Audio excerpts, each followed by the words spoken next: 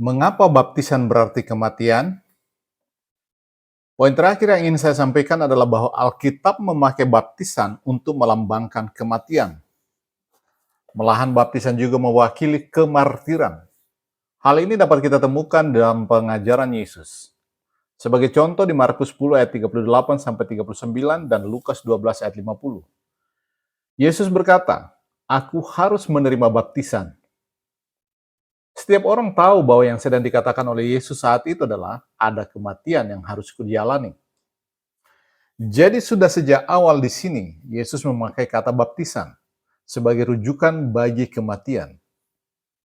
Ketika ia berbicara tentang baptisan yang harus dia jalani, ia sedang berbicara tentang kematian yang harus dia jalani. Hal ini segera membawa kita pada pertanyaan berikutnya.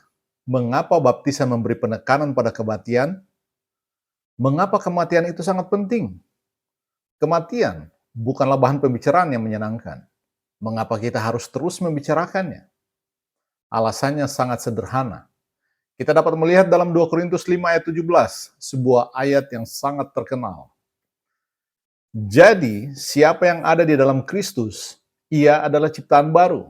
Yang lama sudah berlalu, sesungguhnya yang baru sudah datang. Mengapa menekankan kematian? Jawabannya sederhana. Jika yang lama tidak berlalu, maka yang baru tidak akan bisa datang. Inilah persoalan yang menjerat begitu banyak orang Kristen. Yang lama belum berlalu, akibatnya yang baru tidak bisa datang. Oleh karena itu kita tidak dapat mengalami apa yang dibicarakan di Roma pasal 6. Karena yang lama itu masih ada di dalam diri kita. Kita mungkin saja berhasil sampai pada baptisan, akan tetapi tidak dengan hati nurani yang baik. Mungkin karena kita tidak mendapatkan pemahaman yang utuh tentang hal apa saja yang berkaitan dengan baptisan. Saya harap poin ini dapat masuk dengan jelas ke dalam benak kita semua. Khususnya jika kita adalah seorang Kristen, bahwa jika yang lama belum berlalu dari hidup kita, jika kita masih bergantung pada dosa-dosa, mentalitas, dan cara berpikir yang lama, maka yang baru tidak akan bisa datang. Kita tahu bahwa kita tidak bisa bermain-main dengan dua macam kehidupan. Kita tidak boleh pelin-pelan. Kita tidak akan bisa menjadi seorang Kristen yang sejati jika kita tetap membawa mentalitas lama dalam kehidupan kita.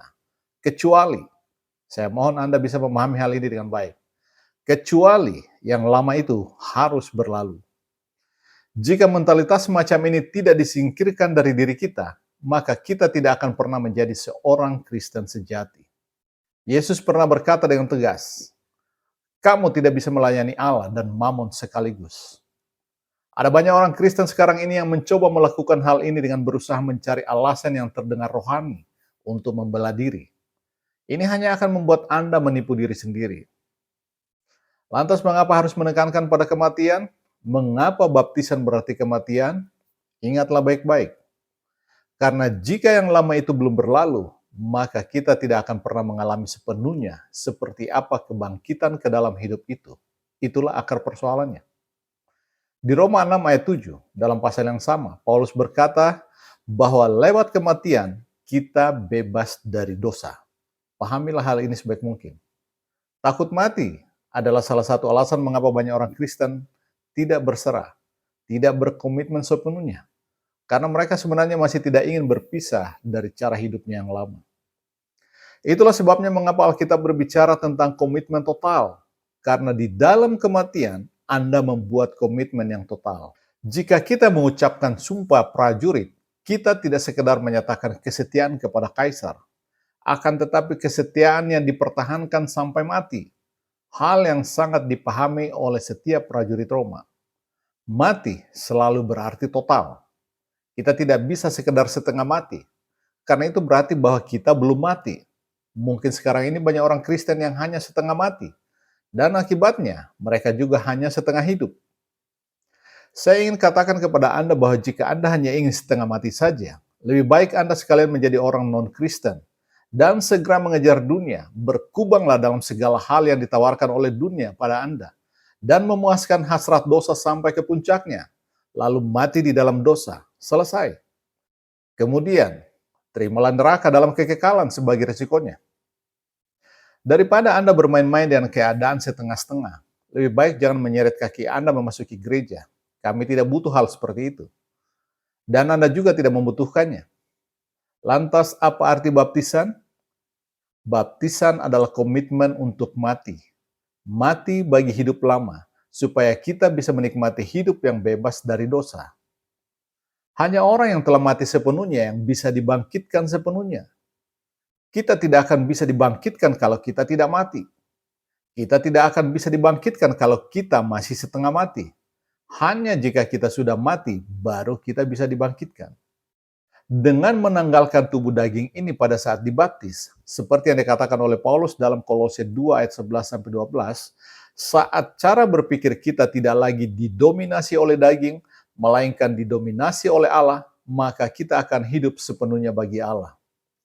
Saat kita sudah bertekad untuk menanggalkan tubuh daging, baru kita bisa dilahirkan dari roh. Hanya jika kita sudah setia sampai mati, baru kita bisa memperoleh mahkota kehidupan, seperti yang kita baca di Wahyu 2 ayat 10. Jadi sekarang kita sampai pada kesimpulannya. Apa itu baptisan? Baptisan adalah sumpah setia kita kepada Allah sebagai Raja kita, sebagai Tuhan kita, yang dibuat dari hati nurani yang baik. Kita dijadikan satu dengan Kristus lewat baptisan. Kita dimasukkan ke dalam tubuh Kristus lewat baptisan. Dan kita masuk dalam hidup baru, ke dalam kebangkitan hidup Kristus, juga lewat baptisan. Yohanes 8 ayat 31-32. Jikalau kamu tetap dalam firman-Ku, kamu benar-benar adalah murid-Ku, dan kamu akan mengetahui kebenaran, dan kebenaran itu akan memerdekakan kamu.